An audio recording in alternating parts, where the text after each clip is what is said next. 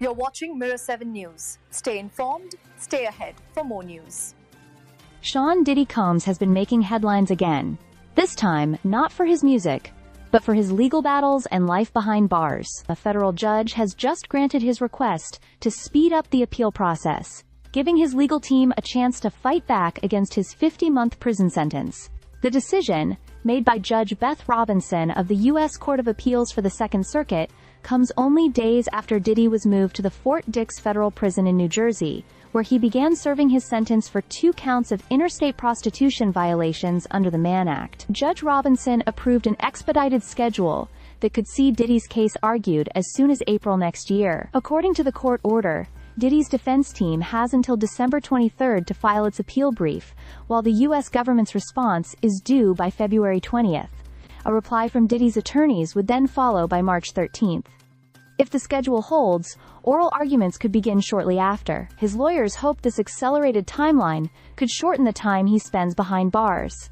Diddy, who is 56, was convicted earlier this year after a lengthy and closely watched trial. The jury found him guilty of transporting individuals to engage in prostitution, but acquitted him of the more serious charges of racketeering and sex trafficking by force or coercion. Prosecutors had accused him of running what they called a criminal enterprise, claiming he coerced women into drug-fueled sexual encounters, allegations that Diddy has repeatedly denied. His legal team insists the Mann Act was misused in his case, calling it a relic of an outdated era, being unfairly applied to consensual adult relationships. At the same time, TMZ recently reported that Diddy got into trouble inside Fort Dix after being caught drinking homemade alcohol, a mix reportedly brewed from Fanta, sugar, and apples. While such incidents aren't uncommon in low-security prisons, it drew attention because Diddy had told the judge before sentencing that he'd been sober for the first time in 25 years